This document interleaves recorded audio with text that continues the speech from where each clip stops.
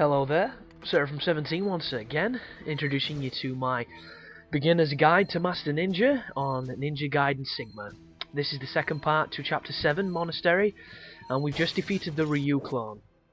And one thing I didn't mention in the previous video is if you kill the Ryu clone with an essence technique or an ultimate technique, you will get a whole bunch more essence than you will if you kill him normally. So I did not get a big bonus, but if you can somehow charge a UT during that encounter, you will get much more for it.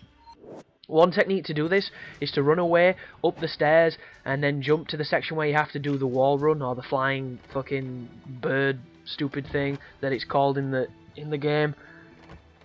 If you go up there, you can actually wait for him to come, and as he jumps up you can catch him off guard and charge an ultimate technique, and that is one of the better ways to do it. But just be aware, he will chase you really fast and he has a lot of projectiles, so unless you're on the ball he's probably going to smack you in the teeth, so you want to be careful of that. But I come back now I've beaten the boss because I'm going to save, because this way if you save after the boss, if you die on the fights that follow, you will not have to fight the Ryu clone again. And there's a part of me that actually will say to you, if you're new to the game and you're wanting to get better and you're just on very hard or something like that, don't save.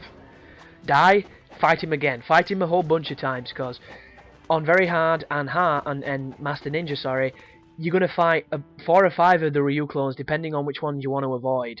I think there's only one of them that is avoidable, and that's when you go back to get the Dabilaro, but I'm going to be doing that earlier so I don't have to do him. But for the rest of them, you'll have to fight them, and they have increasingly more challenging weapons to use, because you'll go up against him with all sorts of goods, and the better you get at the fight, the easier time you're going to have with those encounters. It just makes a lot of sense. But that's one of those things that really frustrates me about this game, and it would be so much better if it was different and handled better, because there's a lot of fights on this game that are really fun and really challenging, and if only you could replay them without having to do the 10-minute lead up to them and things like that. It would just, like, whenever you see the combo videos for games, and they're always done in similar areas, because those are the areas where it's got the most fun enemies to fight, or the enemies that you can do the combos on. And there's a reason for that, and it's literally because those are the areas that people want to play, and if there was a way to be able to replay them back, it would just be so much better. And I've actually got a list of things that would fix this game that I'm going to go through in a later commentary when there's not so much to talk about. But there's a couple fights coming up here that you're going to see me run away from, because I had a lot of trouble with them when I tried to do them. And the reason is, there's those flying magician guys, those like fucking monk fiends, and I'm really bad at fighting them, because when you attack them and they're neutral, they'll teleport and attack you, so you've only got to attack them when they're attacking you. And when you're taking on cats at the same time and stuff, it's a recipe for disaster with me, because I've not quite figured out how to fight them the best way yet.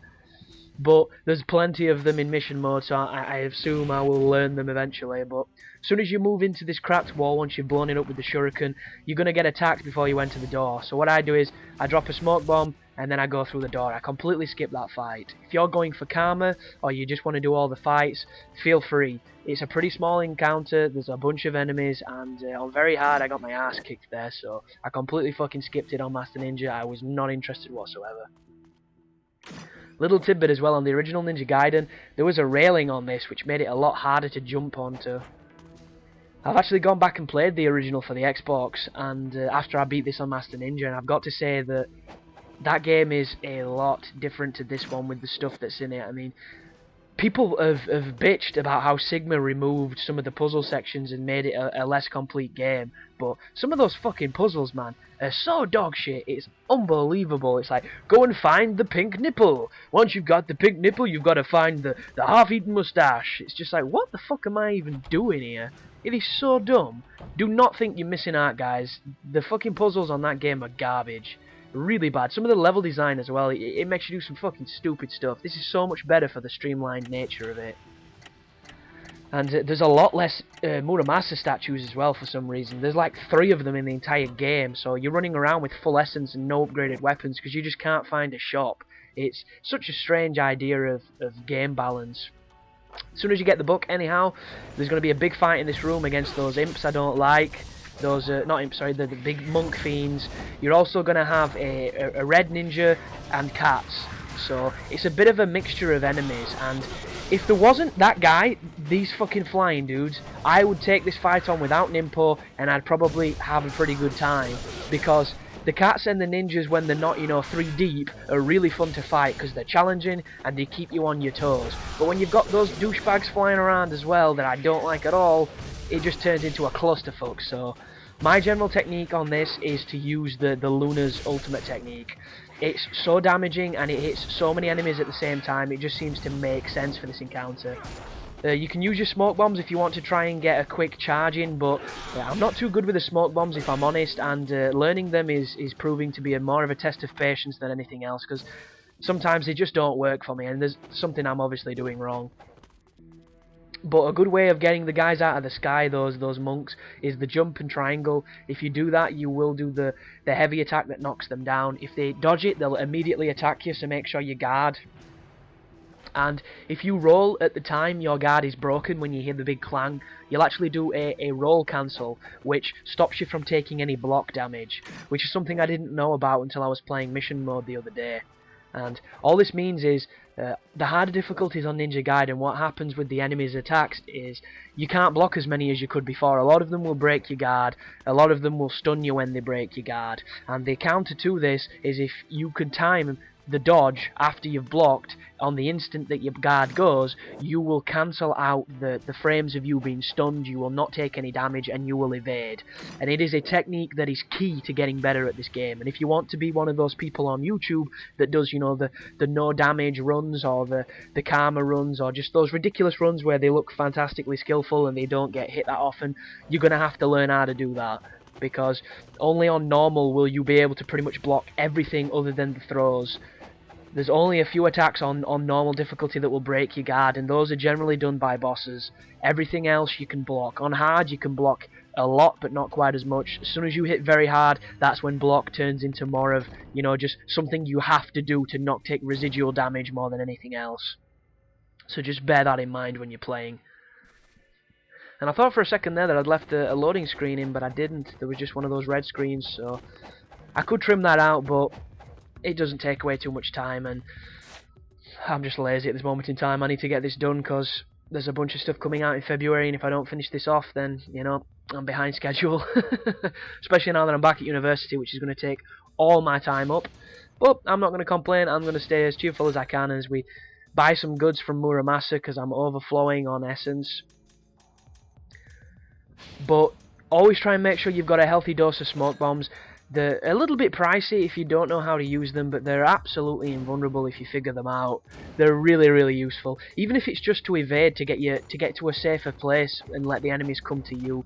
It's such a useful technique, but there are rules to it that you need to learn. As I previously mentioned though, folks, I am by no means the master advocate on how to correctly use the smoke bombs. I am not very good with them at all.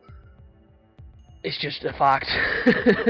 But the general thesis of how to use them is when you drop one, it will stop the enemies from being able to lock onto you for a set period of time, and it will make it harder for them to detect you. If they've already locked onto you and gone into attack motions, then it will not work. They will still attack you, they will still be aggressive. They have to be neutral.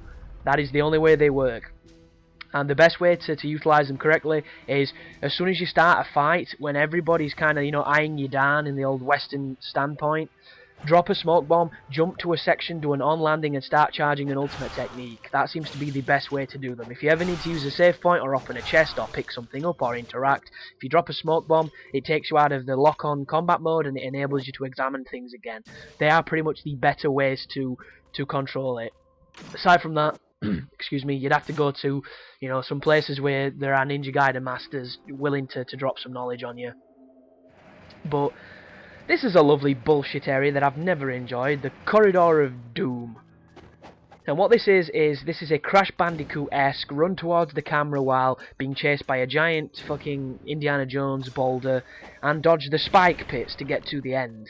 Luckily enough, this is an area of the game that never changes its damage output regardless of difficulty, so if you're like me and you hit every spike patch on your way down, don't worry about the damage incurred. It will still be the same it was on every difficulty. And just, if you can memorise it, good for you. I have never been good at memorising stuff. I'm absolutely terrible at shit like that. And you think I would be decent at it because I play games you know, like the shooting games, the old school shmups, where it's all about pattern memorization and stuff. And I've never been into that. I just kind of react. I just kind of play them, have fun, watch all the pretty colours, and just dodge what I can see. I don't remember that something's going to fire down this corner, so I have to move to that corner, and then 10 seconds later, when that big fat dude turns up, I have to move to this corner. That's not me. I just sit there, smile, and play. I don't do none of that shit. Because it's just not how my brain functions, unfortunately. So I will never remember that pattern of that level. But thanks for watching, guys, and you take care now.